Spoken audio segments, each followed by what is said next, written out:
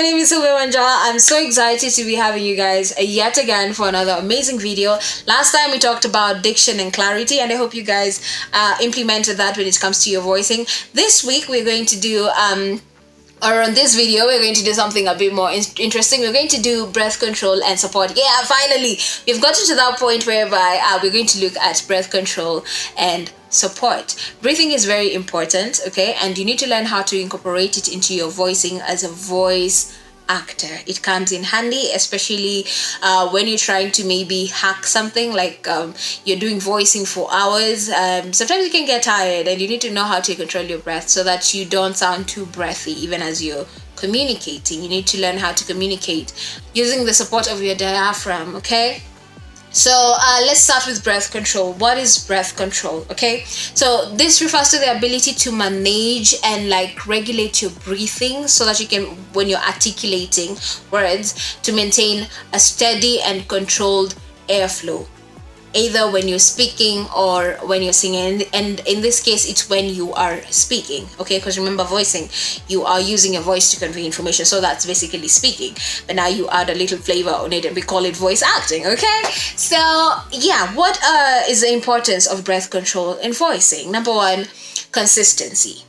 Consistency is very, very important. You don't need those unnecessary breaks anytime you're trying to do voicing. Let's say you're doing it for a commercial.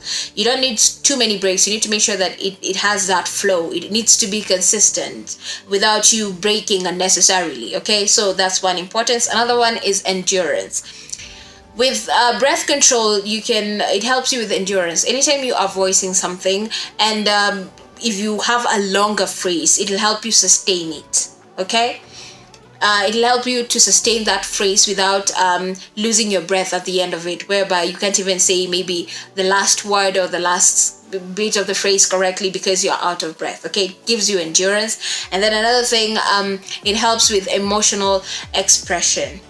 When it comes to breath control, it has an impact on your intensity and the tone of your voice, and it allows you for like the room to have that chance to express yourself emotionally, because we know for someone who is very emotional, their breaths are very short and fast paced.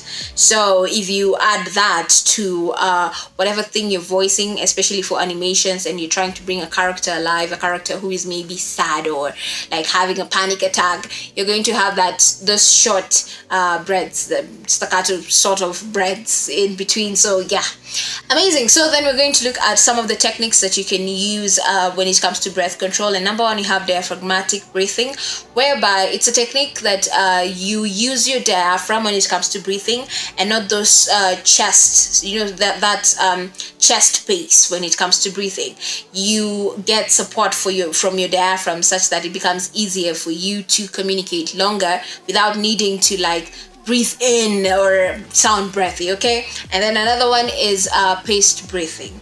That practicing the inhaling and exhaling bit of it. You know how we say breathe in and then you breathe out, breathe in,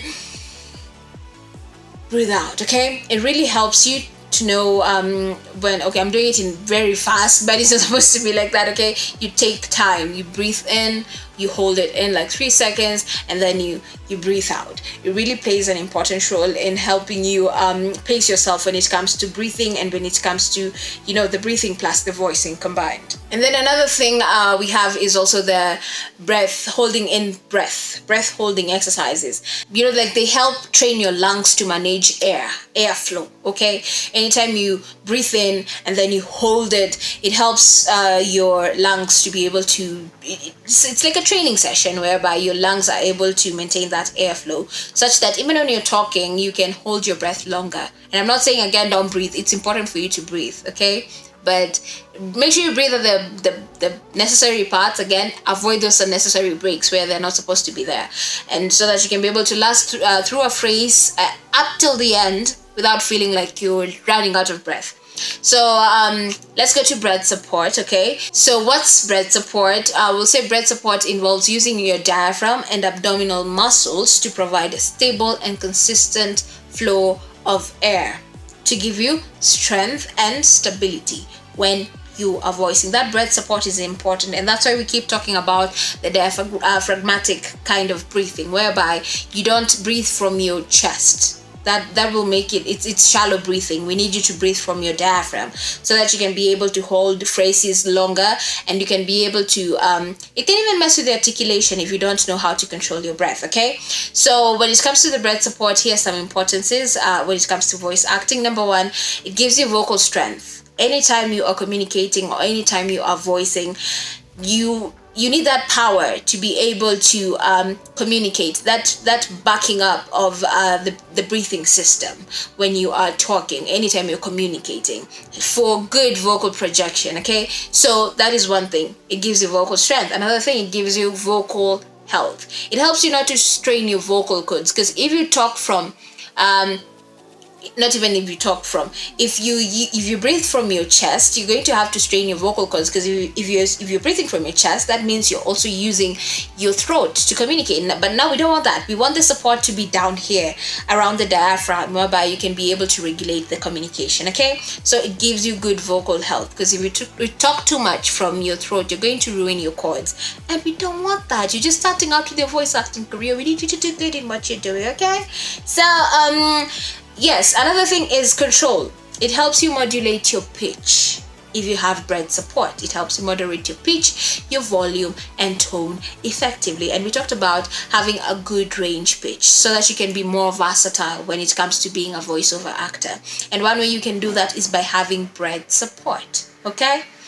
Then here are some techniques to make sure that you have that breath support. Number one, the diaphragmatic exercises that help you. So that involves the deep breathing. Okay, the breathing in and breathing out, they help engage the diaphragm when it comes to you communicating. Another thing is sustained sounds, like practicing holding a note. People who have been into singing, they know that kind of thing, whereby if you're learning how to belt, you hold a particular phrase for long. Like let's give an example. Let's take like a ma sound. So you hold that ma for as long, you drag it out, that you sustain it as long as you can. So we're going to start from ma.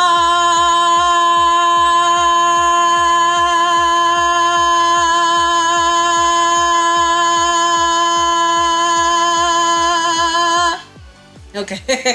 So you can do that as much as you can, so that you can see how long you can sustain, and you keep on pushing yourself so that you can even time yourself to see, today I did 10 seconds, tomorrow I do 23 seconds, and you keep on improving your breath support. Okay, remember, we don't want you breathing from your chest. Those are shallow breathing. We don't want that. We want support.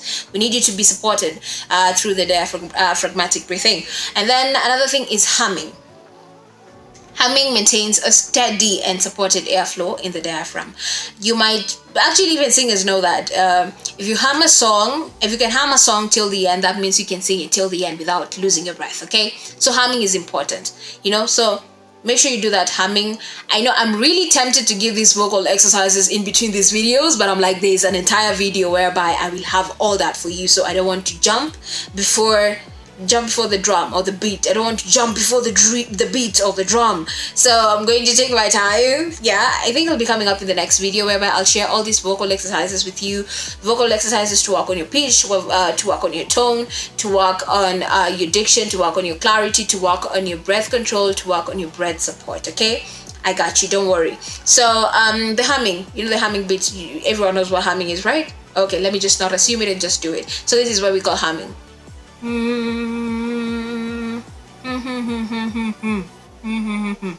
I don't know what I'm even doing, but yeah, that's humming. Okay, so humming will help control or support yourself, because anytime you're humming, it'll be very hard for you to hum from using support from the chest. You have to use your diaphragm when it comes to humming. So that will maybe help you have that mental note anytime you are maybe trying to voice, that you don't need to use your chest, but you need support from your diaphragm for you to sound better, for you to have more endurance, for you to be more clear in what you're communicating. Okay, yes, amazing. So I think that is it right here. I am really excited was an amazing session on breath control and support, and I hope you have learned something that you're going to implement. And it's okay if you sound breathy now, okay? It's not a must for you to hack everything right now. Everything is a process. You need to trust it, and you keep on pushing yourself so that you can become better at your craft. Okay, that has been all the time we had for today. I hope to see you guys next time in the next video, whereby I'll be teaching you on vocal exercises, the ones that I've been talking about. Now you'll have them packaged in one video that you can use from time to time, anytime you want to warm up.